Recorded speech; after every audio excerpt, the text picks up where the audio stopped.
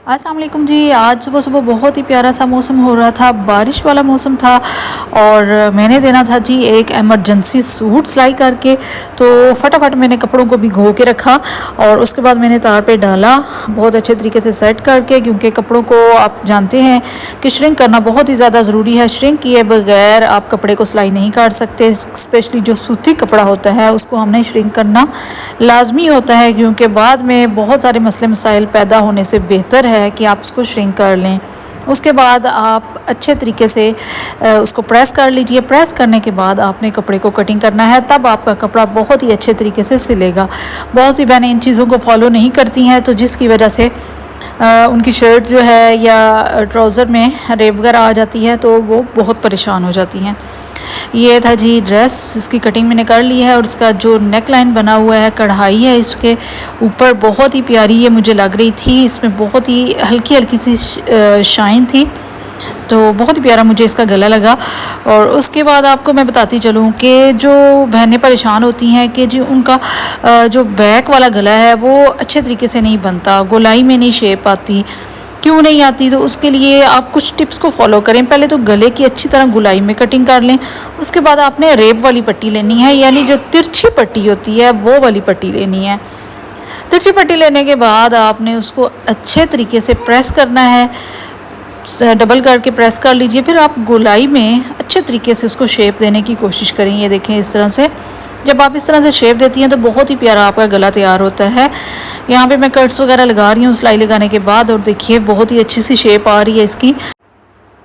और गला लगाने के बाद यहाँ पे आपने अगेन सिलाई लगा लेनी है। शोल्डर्स पे ऑलरेडी लगी होती है, लेकिन बाद में गला लगाने के बाद भी आप इस तरह लगाएंगी तो आपका गला बहुत ही ज़्यादा अच्छे से बन जाएगा। तो यहाँ पे हम इसको अब सीधा करेंगे। सीधा करने के बाद भी हमने इसको प्रेस कर लेना है। तो याद रखें, जब भी आप कपड़ा सिलाई करती हैं साथ साथ प्रेस बहुत ज़्यादा ज़रूरी है। उसको आयरन करते रहें। जो भी चीज़ आप तैयार कर रही हैं, आयरन बस आपने छोड़नी नहीं है, पास ही बिल्कुल उसको सेट करें अपने। मैंने भी टेबल साथ ही सेट किया हुआ है, तो बार बार प्रेस करेंगी तो बहुत ही अच्छे से नीटनेस आती है, सफाई से कपड़ा आपका बनता है, फिनिशिंग आती है। यहाँ पे गला तैयार हो चुका है, तरपाई करेंगे बाद में। और यहाँ पे ट्राउज़र का डिज़ाइन मुझे तैयार करना था। ये भी मैंने बहुत ही ज़्यादा जल्दी से तैयार किया, क्योंकि टाइम बहुत ही ज़्यादा शॉर्ट होता है। और मैंने ये सूट आपको बताया इमरजेंसी था, तो मैंने सिलाई करके देना था। यहाँ पे ट्रायंगल्स पहले बनाए जाते थे, आपको पता है, और अब ट्रायंगल को भी डबल कर लिया गया है, फिर ये वाला डिज़ाइन बनता है। तो इसी तरह मैंने भी चौकोर पट्टियाँ पहले काटी, फिर उनको डबल करके समोसे की शक्ल दी और फिर उसको मज़ीद फोल्डिंग की, तो ये वाला डिज़ाइन बना। जैसे वो रोज़ बना होता है ना, उसकी पत्तियाँ होती हैं, पेटल्स होती हैं, तो वैसे ये बन जाता है। तो उसके बाद यहाँ पे फिनिशिंग देने के लिए कटिंग कर ली मैंने इसको। कटिंग करने के बाद ही कपड़ा मैंने एक्स्ट्रा छोड़ा हुआ था ट्राउज़र में, तो उसको मैंने इस तरह ऊपर करके सेट किया। ऐसे आप चाहें तो आयरन भी कर लिया करें। यहाँ पे भी मेरे पास टाइम नहीं था, आयरन नहीं मैंने किया, तो ऊपर मैंने बस अंदाजे से ही फोल्डिंग कर ली। पिन टैक्स भी मैंने ऐसे ही बनाए हैं, क्योंकि जब टाइम बहुत शॉर्ट होता है तो फिर प्रेस वगैरह का इतना टाइम नहीं होता। वैसे तो मैं हर चीज़ प्रेस करके ही तैयार करती हूँ, फिर ही फिनिशिंग आती है, कपड़ा ज़्यादा अच्छा सिलता है और मेरे जो कस्टमर हैं उनको पसंद आता है। अब यहाँ पे ये ट्राउज़र का डिज़ाइन कंप्लीट हो चुका है। पूरा ड्रेस यहाँ पे मैंने रेडी कर लिया था, और उसके बाद जो मैंने कपड़े सिलाई करने थे उनको भी मैंने भिगो के रख दिया। छोटी बच्ची का ड्रेस सिलाई करना है, तो इसको मैंने भिगोया हुआ है फ़िलहाल, और बाद में इसको तार में तार के ऊपर डालना है। और तार पे भी जब आप डालते हैं, जैसे मैंने स्टार्ट में आपको बताया था कि उसको सेट करके अच्छे तरीके से डालेंगी, तो आपके कपड़े में कोई रेब वगैरह नहीं आएगी, तिरछापन नहीं आएगा जब आप अच्छे से सेट करके डालेंगी। तो मोस्ट इम्पॉर्टेंट यही पार्ट होता है, इसका आप ध्यान रखा करें। उसके बाद यहाँ पे मैं ट्राउज़र की कटिंग कर रही हूँ, जो छोटी बच्ची का है।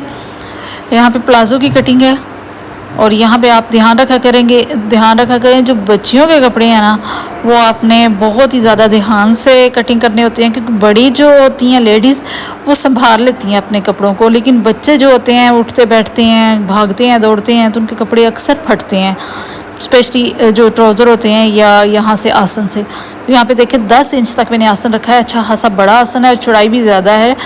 और यहाँ पे पांचे की तरफ आपने एक्स्ट्रा कपड़ा छोड़ना है, क्योंकि जब हम फोल्ड करते हैं तो कपड़ा यहाँ पे कम हो जाता है, तो यहाँ पे एक्स्ट्रा छोड़ दिया करें। छोटी छोटी टिप्स मैं आपको दे रही हूँ क्योंकि बहुत सारी बहनें जो नई सीखने वाली हैं वो मेरे ज़्यादातर व्लॉग्स और मेरी वीडियोस वगैरह देखती हैं, तो उनको मैं टिप्स साथ साथ देती रहती हूँ। यहाँ पे अब बेल बॉटम एक ट्राउज़र है उसकी कटिंग मैं कर रही हूँ, साथ ही मैंने एक और ड्रेस की भी कटिंग कर दी। दोनों को मैंने आज ही श्रिंक किया, तो मैंने सोचा साथ ही कटिंग कर लेते हैं, क्योंकि कटिंग जब हो जाती है तो बहुत आसानी हो जाती है स्टिच करने में। कटिंग करके मैं रख लेती हूँ कपड़ों को 2-3 जब भी टाइम मिले। अब यहाँ पे बेल बॉटम ट्राउज़र मैं तैयार कर रही हूँ छोटी बच्ची का, तो नीचे से आप ध्यान करें और नोट किया करें हर चीज़ को कि मैंने फ़ोल्ड कर लिया था। जो फोल्डिंग वाला एरिया है पैंचे की तरफ, उसको फ़ोल्ड करके फिर मैंने कटिंग किया है। आपने खोल के कटिंग नहीं करना और ना ही उसकी नोक बनानी है बेल बॉटम ट्राउज़र की। ये देखें इस तरह से कुछ इसकी शेप आएगी तैयार होने के बाद। और साथ ही मैंने शर्ट की भी कटिंग कर ली थी। कपड़े कटिंग करने के बाद मैं चली गई किचन की तरफ, क्योंकि मुझे अब खाना तैयार करना था। तो खाने में क्विकली मैं चीज़ें तैयार करने की कोशिश करती हूँ जो जल्दी जल्दी बन जाए, क्योंकि टाइम बहुत ज़्यादा शॉर्ट होता है। तो बहुत सारी चीज़ें मैं ऑलरेडी तैयार करके रखती हूँ। मटर थे वो ऑलरेडी निकाल के रखे हुए थे, बस उनको मैंने कुकर में डाला और जल्दी से खाना तैयार कर लिया। अब यहाँ पे आ जाते हैं स्टिचिंग की तरफ। तो यहाँ पे वी गला मैंने इसका कट किया है, जो बच्ची का ड्रेस तैयार कर रही हूँ। और लेसें वैसे जो भी एक्स्ट्रा मेरे पास पड़ी होती हैं वही इन पे यूज़ करती हूँ, क्योंकि मैचिंग नहीं लेके आती बच्चों के कपड़ों के लिए। बच्चों के कपड़ों के लिए जो घर में मटीरियल होता है वही मैं यूज़ करती हूँ। और यहाँ पर अब जॉइंट लेस पड़ी थी कुछ, तो वो मैंने मैच करके ले ली।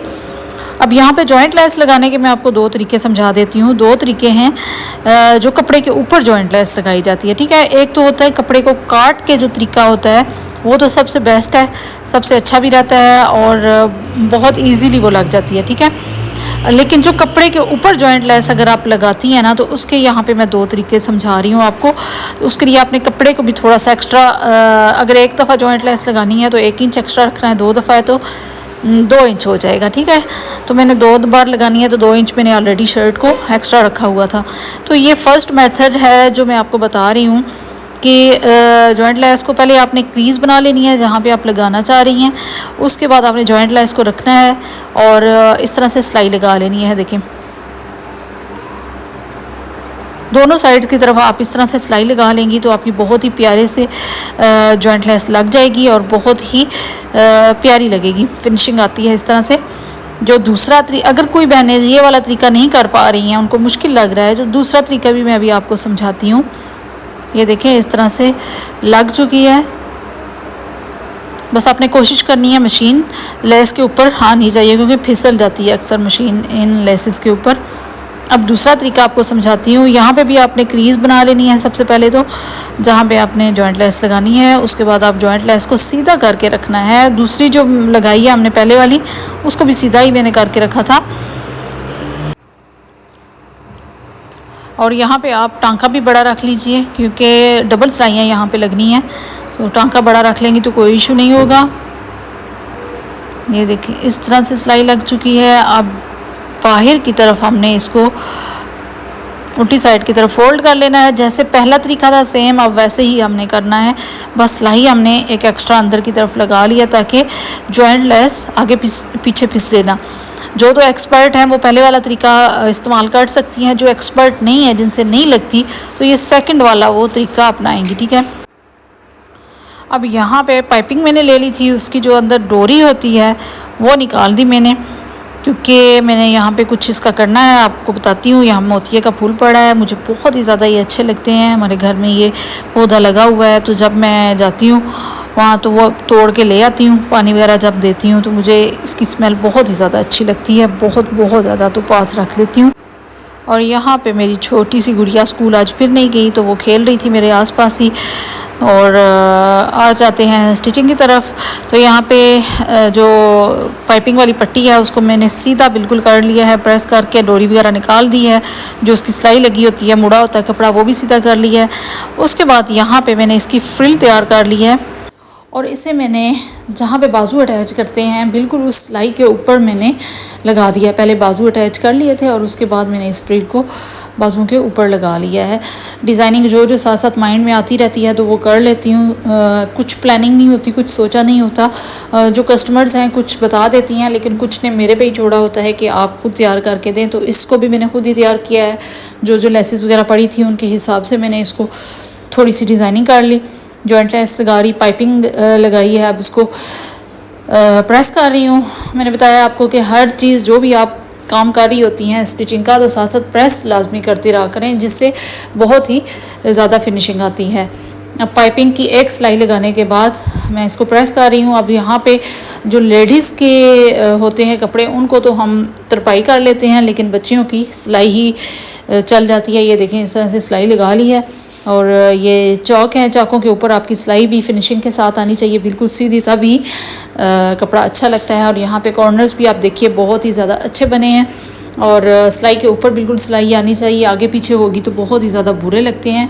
अगर आप पाइपिंग का कपड़े को देखती हैं जो कि नीचे की तरफ आ रहा होता है, तो फिर तो आपके जो कॉर्नर है वो आगे पीछे हो सकता है। देखें इस तरह से अगर सिलाई लगती है, लेकिन आपने कॉर्नर ऊपर की तरफ से ध्यान करना है कि मेरा कॉर्नर कहाँ पे आना चाहिए। तो यहाँ पे अब हो जाता है जी खाने पीने का टाइम, क्योंकि भूख बहुत ज़्यादा लग चुकी थी। जो भी कुछ पड़ा था वो मैं ले आई खाने के लिए। यहाँ पे कपड़े तैयार हो चुके हैं। मिलते हैं इंशाल्लाह नेक्स्ट वीडियो में। अल्लाह हाफ़िज़।